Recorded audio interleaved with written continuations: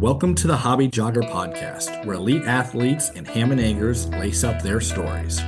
We explore the common ground that running creates, from the world-class runner to the hobbyist hitting the pavement, trail, or treadmill. Expect a blend of inspiration, laughter, and the shared joy that makes every step count. Join us on this journey where every run is a story worth sharing.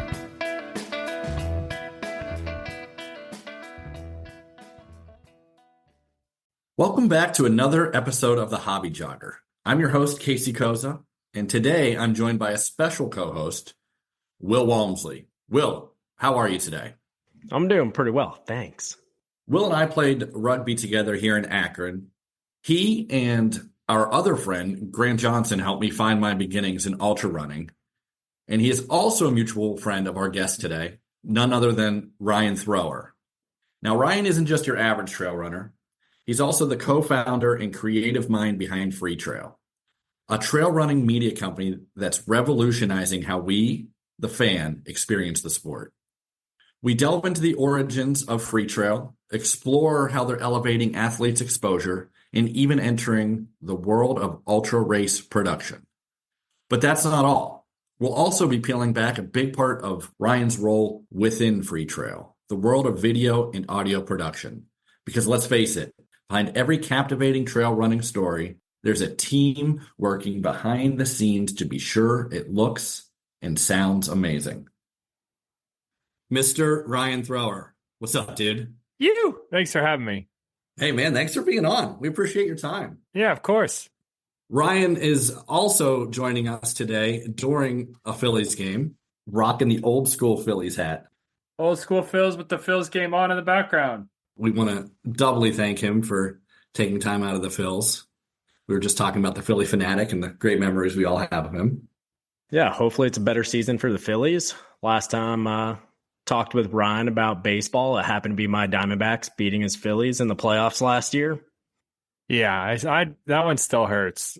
Like the year before, we lost in the World Series, and that hurt, but it was cool to be in the World Series. And then last year, we lost and should have been in the World Series and lost to an inferior Arizona Diamondbacks team, which made it took forever to get over. I'm still getting over it, clearly. I'm not even going to argue that because Diamondbacks just making the playoffs felt surreal. I'm numb to losing at this point, growing up an Arizona fan. Well, Ryan, how did you guys get Freetrail started? What's kind of the origin behind that? Because I'm newer to the ultra scene, really only because of Will. I'm kind of unfamiliar of where you guys started because I'm newer to the sport as well. Well, yeah. The idea, we originally were called Pillars, and we thought we were going to make an app for all athletes. And it was going to be like balance between like yoga and breath work and just like both the psychological side and the emotional side and then the physical side and running. And then we started making stuff and we realized we were making stuff pretty much only for trail runners because that's who we were and that's who we cared about most. So it started when I lived in Seattle and Dylan lived in Portland. And we met one night at a Ginger Runner event and kind of hit it off. Just we're both chatty Cathys and we're chit-chatting over a couple of beers and just became friends. And I started producing the podcast. And then Dylan had the idea to do something more. And that's when we kind of started doing Pillars. And then we weren't very far into it when we realized we needed to kind of change not just our name because we did not like our name, but then we needed to change pretty much everything we were doing. And so we were about a year in and we switched to Freetrail and launched both Gorge and I had a feature length film come out right at that time when we changed the release. And so like, that's a little bit of the backstory is we just kind of stumbled our way through Pillars, realized like, all right, this isn't right. And we decided we wanted to be basically a media company with a community and just kind of push the sport of trail running further as much as we could. So yeah, I guess that's a short answer. Yeah, we started making stuff together in 2020.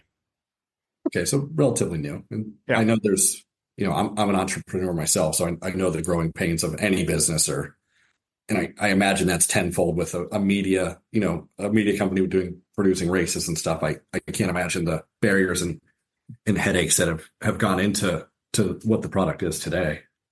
Yeah. So, yeah, I picked up a camera in 2019. I met Ethan Newberry through a friend. I started helping him, and then he put on an event with Dylan, which then I met Dylan there. And so then it like cascaded through there. So it's like all these like little things had to line up perfectly, and then lots and lots of growing pains. But I think all the growing pains that we've gone through have brought us closer.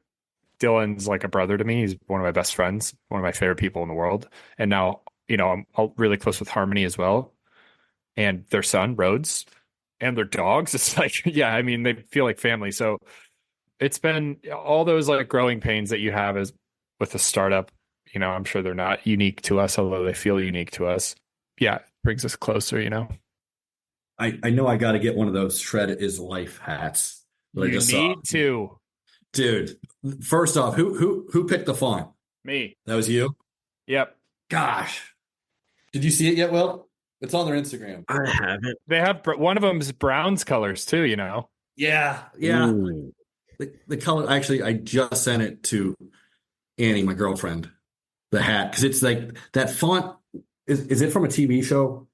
I don't know. I just found the font. We made a shirt that says "Shred is Life," and then Okay, because I used it for a trail culture shirt too, and then now we put it on the corduroy hat. it's just, yeah, I like it. I really like it. Trail running will save the world.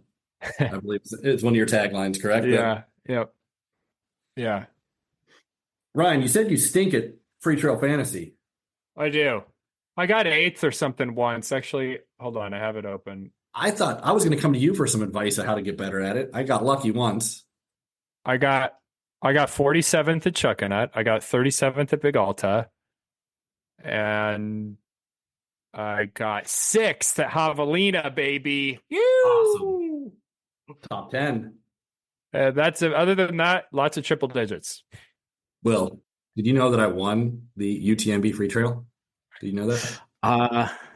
It's been a week since you reminded me. I almost forgot. It is my biggest accomplishment.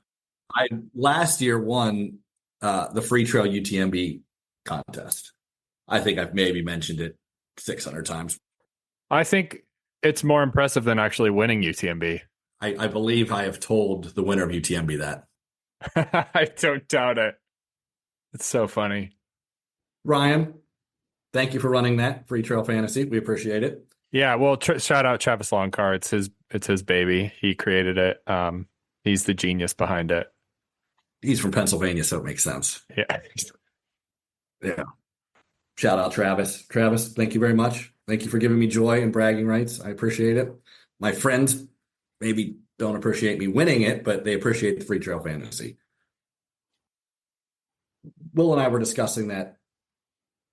Just what a awesome idea it was to put a little bit of focus on our star athletes and you guys have generally done this very well for a sport that's not exactly viewer friendly, because we go out in some remote places. And I know, like we were talking about, we have a lot of road running fans that might not understand that when you do see this footage that these guys have, it wasn't easy to get back to your, like if there's a live feed or something, there's some work that is involved in that. So, hats off to you guys again for kind of, setting the gold standard of how to view the sport of a otherwise very unviewable sport where you might crew for someone and see him twice in 16 hours. Yeah, it is. It is interesting. I mean, I feel like Aravaipa was, Mountain Outposts, they're kind of the first to really push the sport forward in that sense, like with their live streams. Actually, they live streamed Big Alta, they're live streaming Gorge. And then, yeah, lots of fellow video people that make recaps or tell stories about athletes.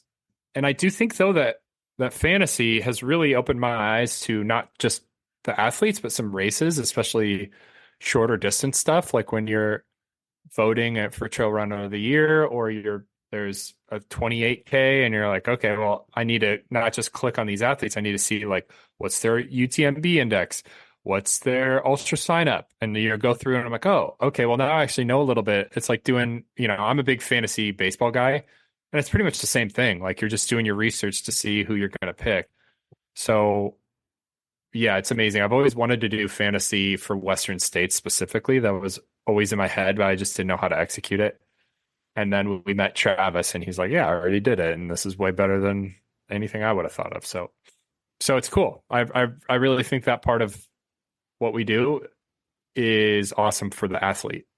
Opens, put some eyes on names. And then too, if you didn't pick that person you didn't know and they end up doing well, when you go to check your score, you're like, oh, I picked this person to win, but they didn't win. Who did win? Oh, I don't know who this is. Let me look them up a little bit. Or who got third, So I think it's pretty cool. Yeah, it's certainly helped me figure out who people are, which is good because, if athletes, professional athletes, the more spotlight they can get, obviously the better, no matter what, that is. And now sometimes I'm up at 6 a.m. watching some race in Asia, rooting for a lady. I have no idea who she is, but I got her picked for third in Freetrail. Yeah. And damn if I'm not going to cheer her on to a third place victory, place podium. So I know the first two people are in, but I got to figure out who's the fifth place finisher. This could seal my deal. And I won't give Will any of my strategy for the UTMB picks. Taking that to my grave, my strategy for those.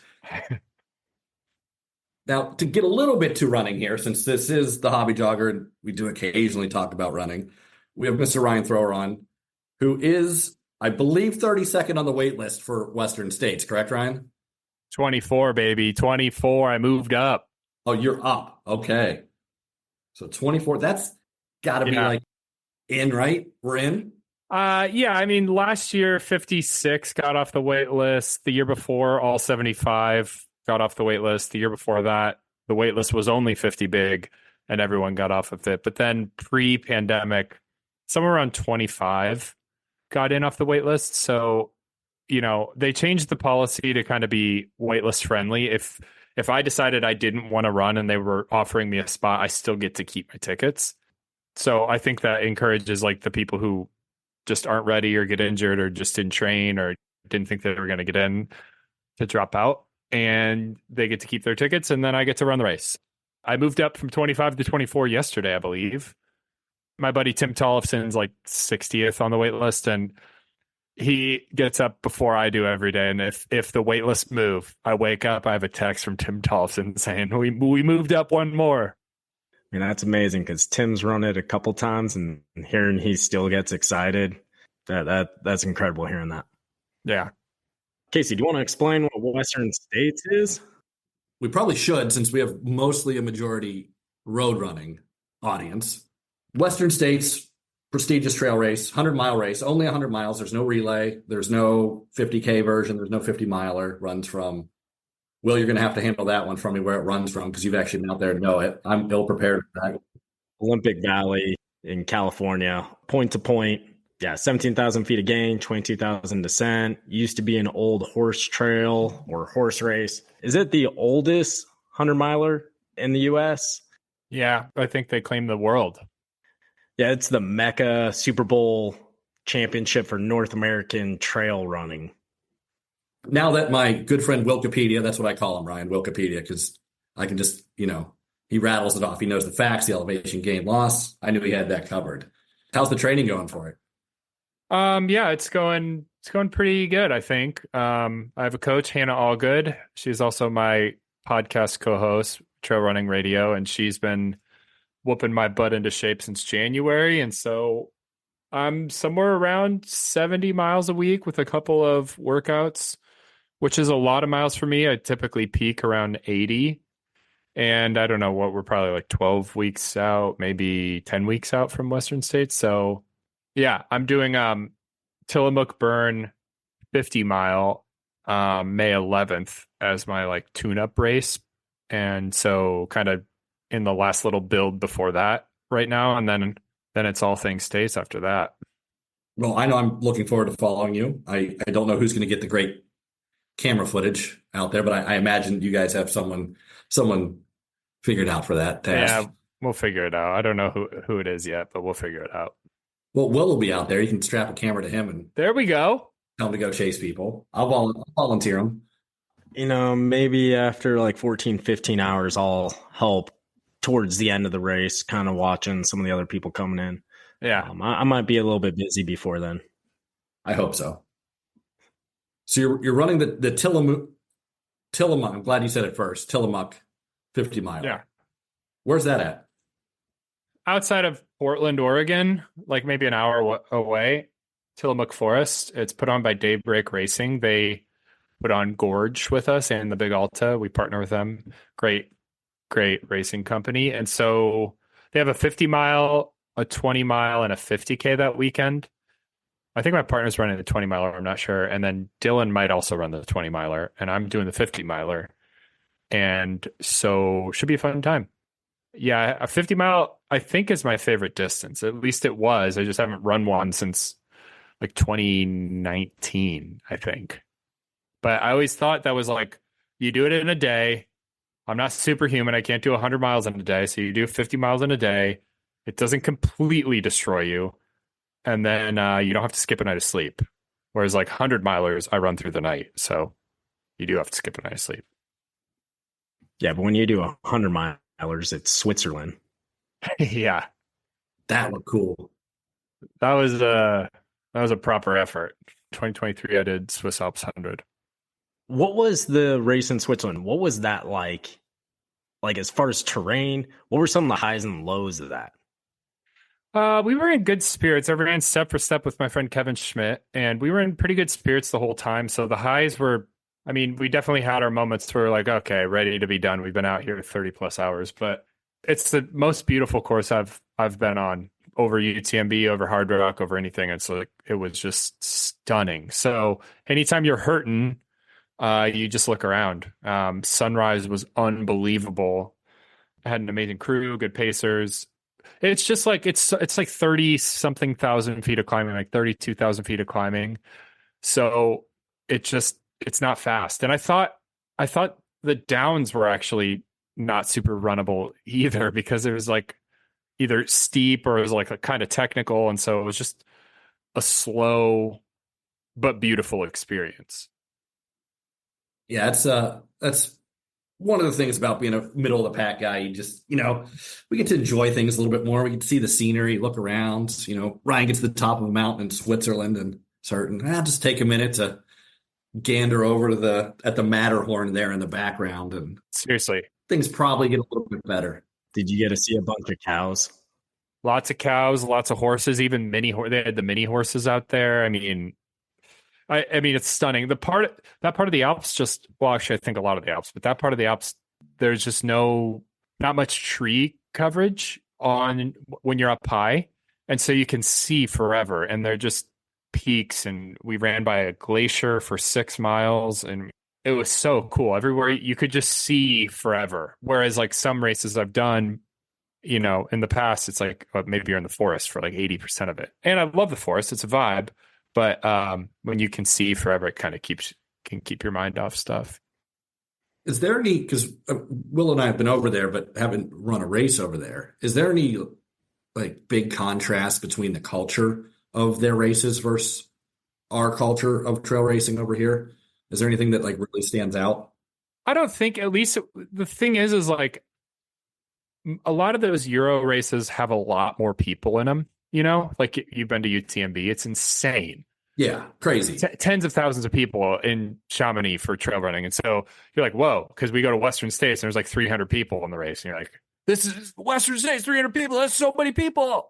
And then, yeah, you go to UTMB, you're like, oh, yeah. So I think with Swiss Alps, the unique thing was we were running through these like little villages and towns, but the race, there was like 150 people in the 100 miler. So it wasn't the UTMB experience. And other than running through the little like Swiss mountain towns, it wasn't like that drastically different as far as like what you have at aid stations, or, people are nice and friendly and everyone celebrates each other finishing. And yeah, I mean, for most races I've been to that are in Europe, they're way bigger. Yeah. the one thing that Will and I talk about with our friends, we'll talk about the crowds there, that just overwhelming compared to anything we have trail running crowd wise. Here we had Eli and Tabor on the show a few weeks ago, and we were talking about that, just how insane the crowd is over there compared to anything we have over here, because we just don't, it's pretty much you bring in the crowd with you, with your crew, and your mom if she shows up to watch the race, but there they get the whole village involved, and run around having a good time partying it up. So yeah, it is really a cool thing to see, and I hopefully will one of these days we get into the lottery over there for OCC or something. Or look to just do any other race in Europe. That'd be cool. I think after going to Gorge last year and seeing the price tickets versus UTMB, I'm like, honestly, going to Europe's not too much different. It's not that much more where it's an impossible task just to go race in Switzerland if I wanted to. Yeah, us in the Midwest, it's a little bit closer, I think, maybe than Ryan has to get over there. But yeah, the Gorge, that was awesome, man. What a good event you guys run out there. Like, thanks. Well, and the thing that most impressed me was how much you guys care about it. Like, I've been to some other races, and all the race directors care. Don't get me wrong, but like just to make sure everything's perfect for the participants and the people there. Like, you guys go overboard with the production of it, and the burrito afterwards was awesome. Yeah, well, thank you for saying that. And your videos were awesome of the race. I mean, and I have a theory of one of the videos. I feel like there is a major rock band that maybe was inspired by the Gorge highlight video. Oh, this is a theory? This is a theory I have. So honestly, so I was sitting here working, and sometimes I'll play YouTube videos in the background or music or whatever. And I'll say who the band is after this. Band's new album came on. I played the band's new album, like 8th track or something. I'm like, man, that sounds familiar, that song. I know that. But it's just like the vibe of the song, the energy of the song. I recognize that from somewhere. So week goes by or two, and your video comes up for the Gorge, the highlight video. And I hear it again. I run over to the TV, and I was like, that's it. That's where it came from. So I feel possibly Travis Barker of Blink-182 saw your Gorge highlight video, and that's how they came up with the song Blink Wave on the One More Time album, which definitely. I know you're... Yeah. That's definitely how it happened. In my mind, and that's what matters most to me, that's what happened. So I just wanted to give you credit for that song, Blink Wave, off the One More Time album. Thank you. Yeah, put me in the Wikipedia credits for that album. Thankfully, I'm not a Wikipedia editor, because that would probably derail my life. So it's in the Wikipedia. It's in the Wikipedia. I got my own Wikipedia right here. But one of the reasons I really want to have you on, do you produce all your own music for that? Sometimes. Yeah, it's hard because the race recap videos are typically due one day after the race. Like, I have one day after the race to edit it, and then they come out. So if the race is Sunday, the video comes out Tuesday. If the race is Saturday, the video comes out Monday. In those situations, I typically find copyright free music. If I have more time and I'm making like something artsier, or like maybe a feature length film, then I do record and write the music for it. It's never anything crazy intricate. Just, again, that's, as much as music is my first and foremost passion, it's the lowest thing on the totem pole of when you're editing a video. So like right now I'm working on a Western States film from last year to put out this year. And I have like 100 hours of work to do on it. And then if I wanted to do music, that's at least like another 10. And so at that point, I'm like, I'll just probably source music for it. But what happens often, though, is I have a sound in my head. And if I can't find it anywhere, then I'm like, all right, 2 hours, put it on the clock, and I'm going to make the song that I hear in my head for this piece. And then if I give myself 2 hours to make whatever I need to make.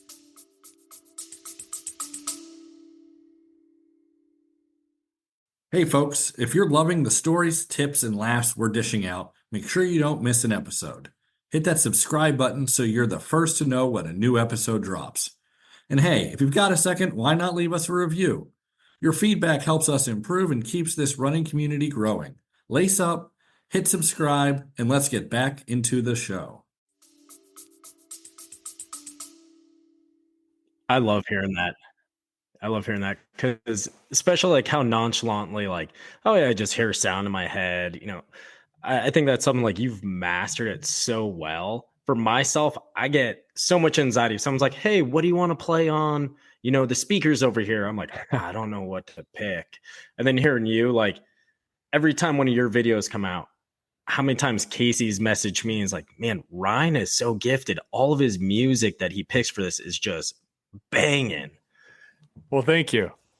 We put out a like hour-long treadmill cut video before the Big Alta of just like, it's basically like you run on the treadmill and watch this video and then you kind of get the vibe of what Big Alta is.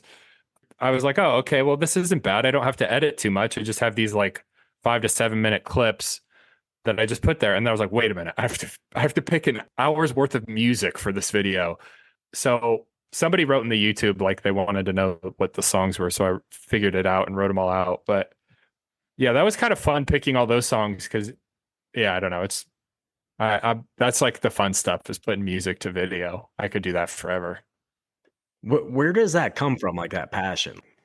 My dad's in radio, so always has been, and we'd listen to music from as soon as I can remember. We used to do like Name That Tune. He'd take me to see all these different concerts when I was young, like with me and my sisters. I have a photo of like me and my mom and my sister at a Beach Boys concert when I was like 3 years old. They were my first concert. Yeah, I just have always just been exposed to music. And back when like Napster and LimeWire were a thing, I had like a 20,000, 30,000 songs on my computer. And now it's a lot easier because you don't have to download anything and you just have a Spotify account or an Apple Music account or go to YouTube or whatever it is. But yeah, so music's always been like, music's my love language. I can play music, play a couple instruments, and it's just yeah, it's the best. It's a magic beyond everything else. Yeah, music is, to me, it's a strange relationship. Like, I'm not talented at it. I don't have any gifts when it comes to music, but I like all sorts of different genres of music, and it's just, I don't know, I get so into it, and we go see so many shows. It's just such a, I don't know, an engaging experience, especially live music. Where do you go? Do you go to Blossom or Cleveland or Cincinnati or? Oh, so Blossom is about halfway between Will's house and my house. So it's about 10 minutes from my house, 5 minutes from Will's house. So we do go to Blossom a lot. I go back to Pittsburgh quite a bit. Stage AE there's a really good venue. We had an awesome little music. I like the underground kind of like dive bar stuff. That's like my bread and butter. We had a bar right down the street called Annabelle's. And if they ever tour near you, go see them. They're called Dekaiju. It is a surf rock band from Alabama. They wear kabaki masks. They light stuff on fire.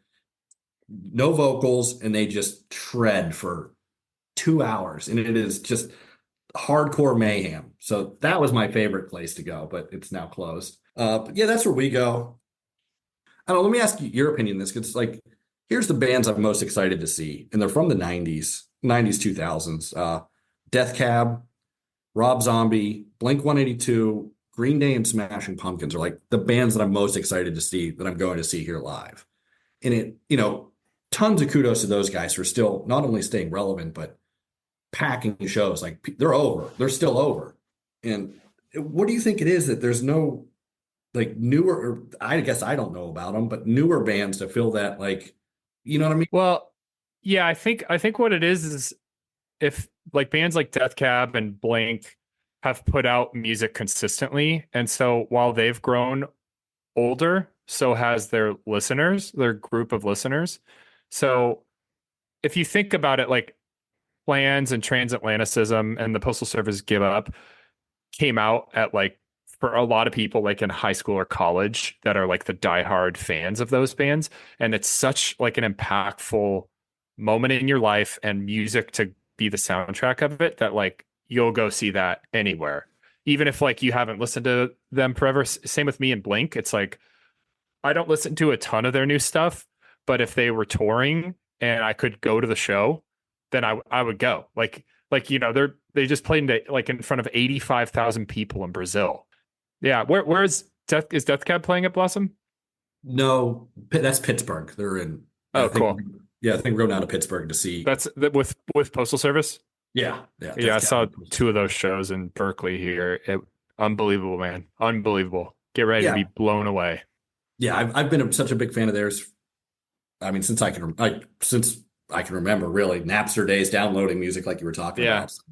Yeah, I've never seen Postal Service live.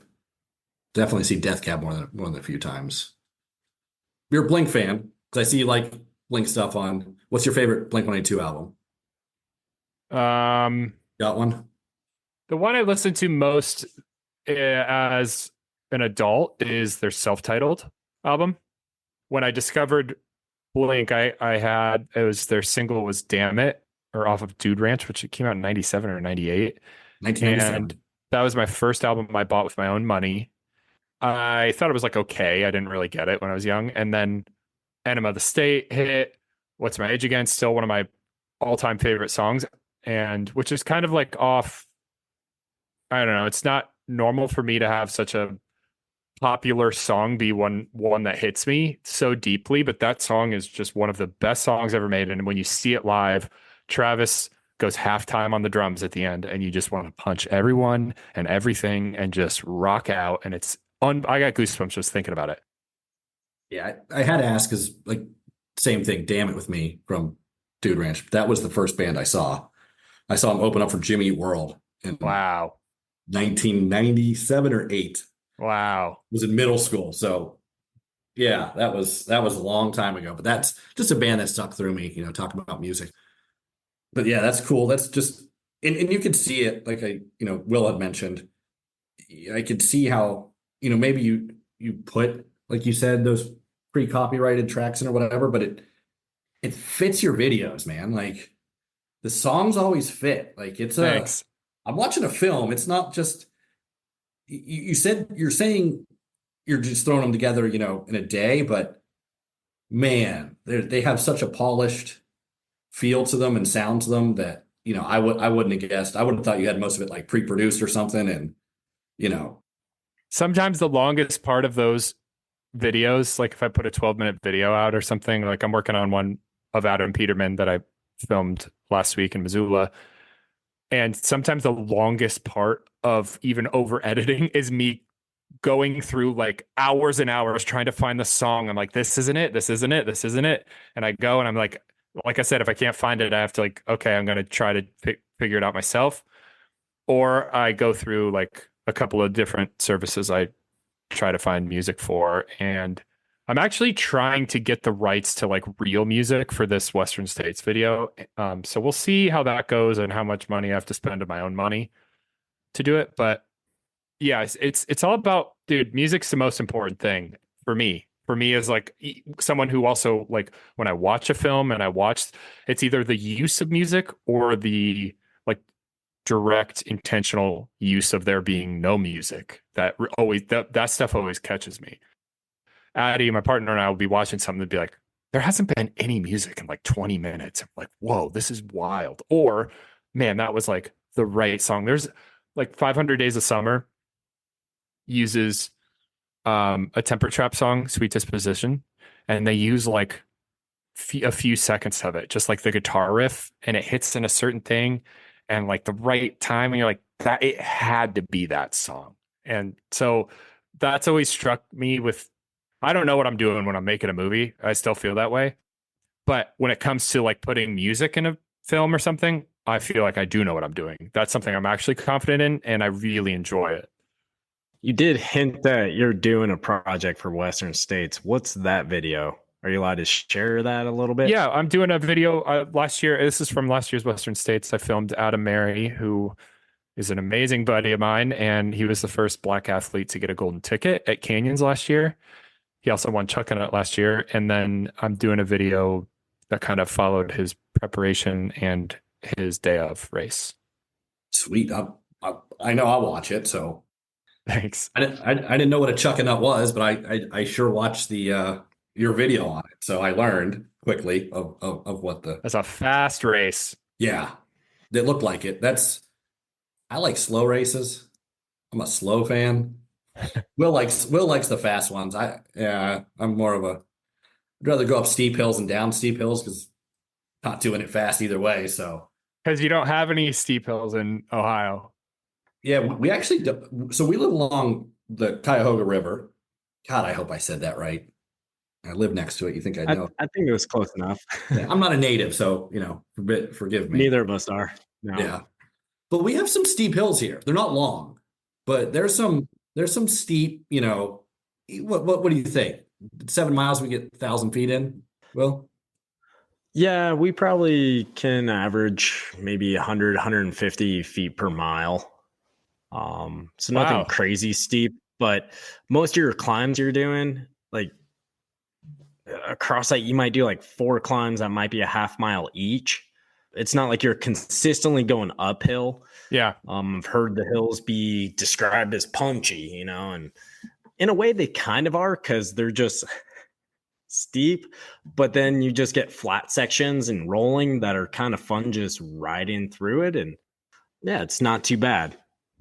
I'm from northern Indiana, and when I go to visit my parents, I'm lucky to get like 30 feet in a 20 miler. It's like we were just actually when in Florida too, we were just in the Tampa area, and we were staying on the coast.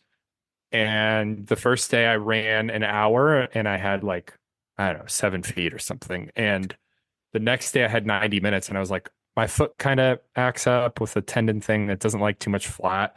So I had my parents drop me off at the bottom of a bridge that was 70 feet tall. And for 90 minutes, I just ran up and down the bridge. And then the next day I had a 2-hour workout. And I was like, okay, I have to do it on the treadmill because I can't go back to the bridge again and I can't run flat. So I did 2 hours on the treadmill. I was like, whoa, this is what people do who like, if you lived in Florida and you were training for a race that wasn't flat, like I was like, you just gotta commit, even on a sunny day, you gotta commit to the treadmill or go to that bridge that's 70 feet tall and just run repeats. that sounds painful. When you're not traveling, are you living in Seattle? Mostly right now I'm in Marin. What is the elevation like in comparison when you're in Marin or Seattle or Portland?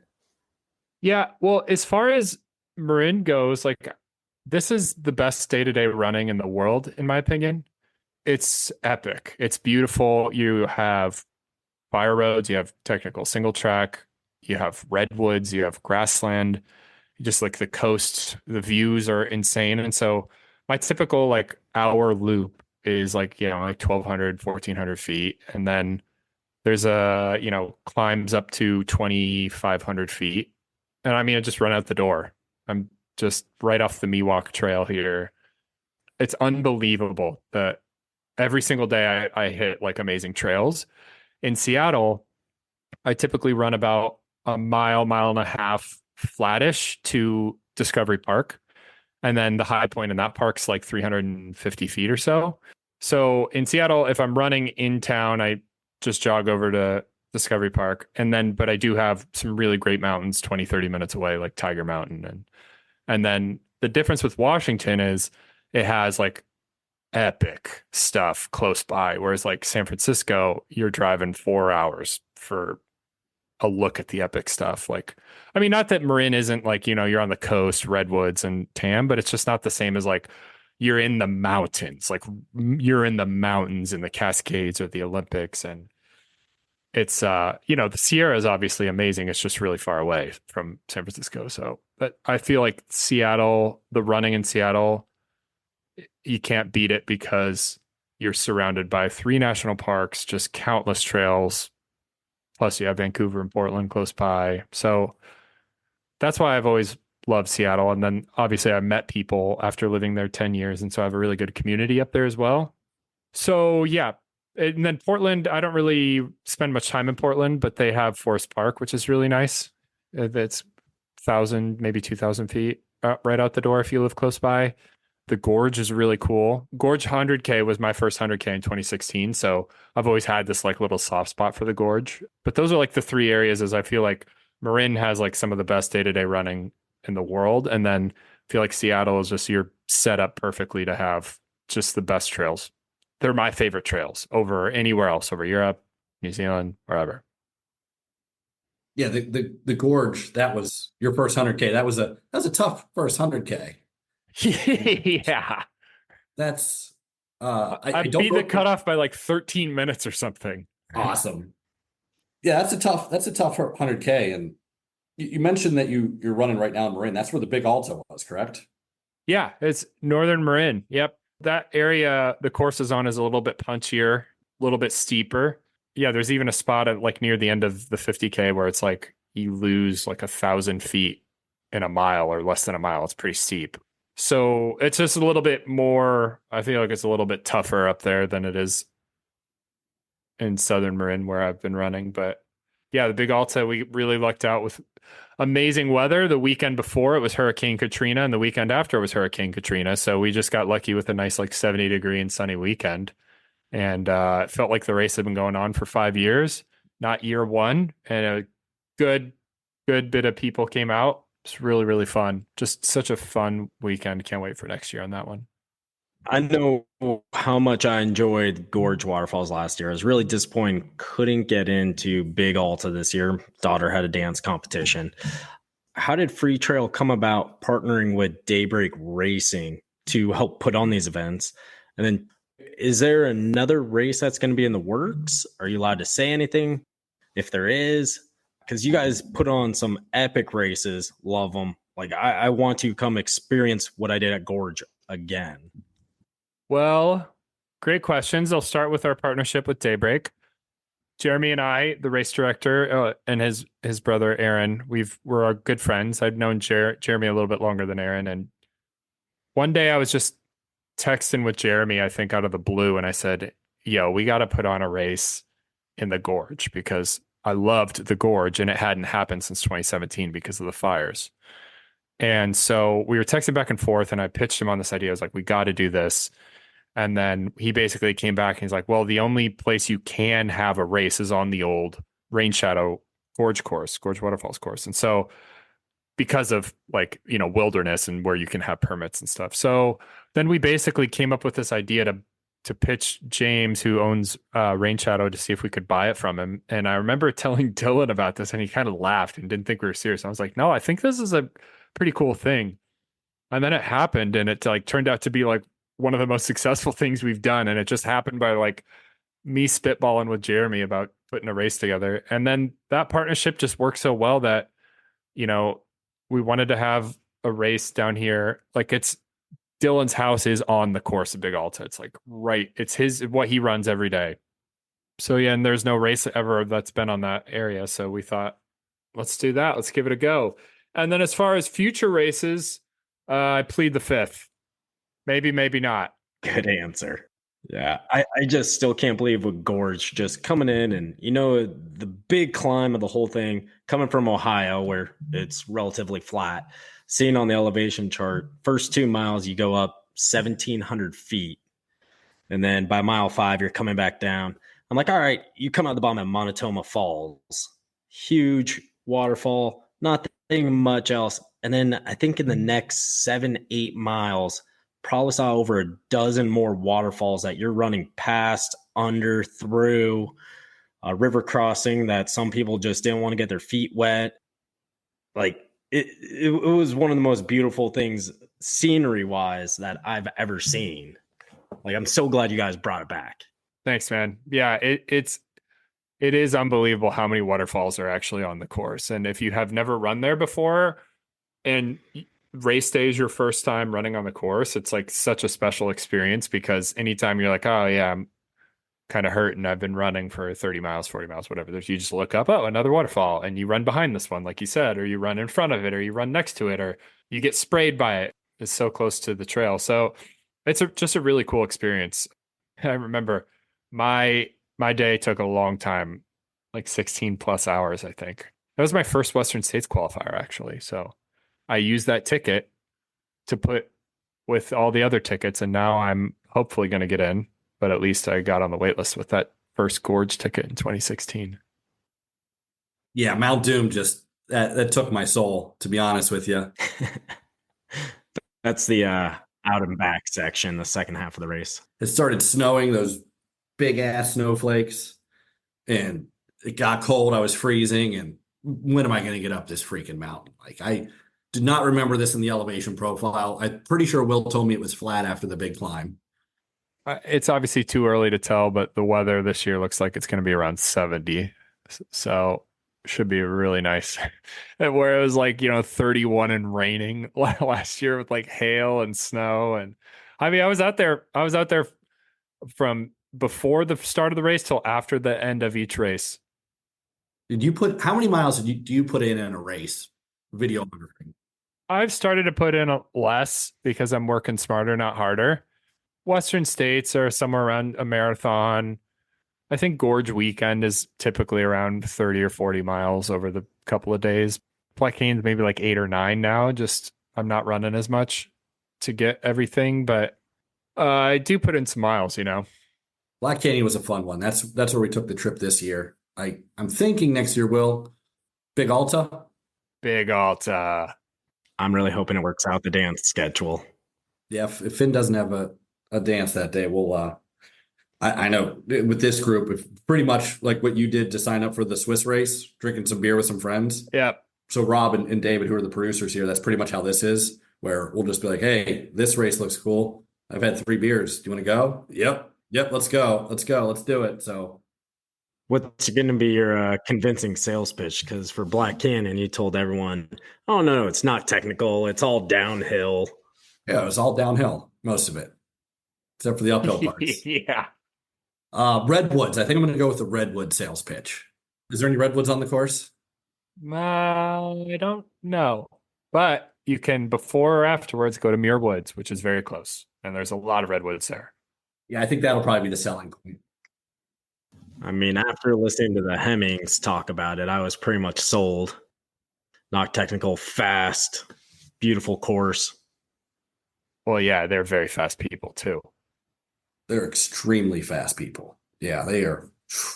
He won Big Alta, and then 2 weeks later came back and won the Black Canyon 60K? I think Black Canyon was before Big Alta. Yeah, maybe I mixed them up. It's hard to keep things straight. I think it was 2 weeks, yeah. Big Alta was end of February, around the 27th-ish. Crazy. But yeah, I would like to put it on our calendar. Will, you booked your flight out to Western States, right? Oh, yeah, I'm going. I'll definitely try to bump into you in June. I'll see it before the race and after the race. Probably won't see you during the race. I think David and I will be out there, so yeah, we'll be rooting you on. You'll be one of my people that I'm watching. Hopefully, Don't pick me in fantasy. Do not pick me in fantasy. I'll send you the screenshot. Yeah, yeah. Ryan to win. I'm a mid-packer, so I'm hoping to get the silver buckle, which is sub 24 hours. That'd be amazing. But at the end of the day, I just want to finish. Just want to do Western States once in my life. Yeah, because Will and I got lottery tickets from Grindstone, and I entered with the absolute hope of please don't get in. It's like, I don't want that miracle lightning strike with, so give me a few years at least to where you then torture me, because I want to be able to finish it. And it is such a cool trail race, and I'm looking forward to going out there, and I'll definitely see you out there. Yeah, I can't wait to see you guys there. Yeah, it'll be a fun time. Will your parents going? Yeah, they're going. I think even our sister's going to be there. My sister's going to be there.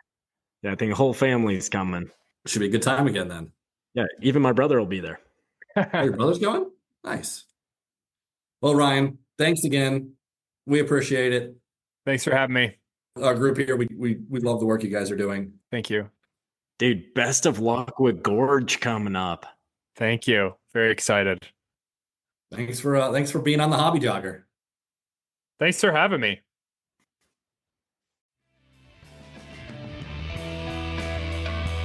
Thanks for tuning in to another episode of the Hobby Jogger. We hope you've enjoyed our conversation today. And if you liked what you heard, don't forget to subscribe and leave a review on your favorite podcast platform. Your support keeps us moving forward. Until next time, keep those feet moving and enjoy the mile.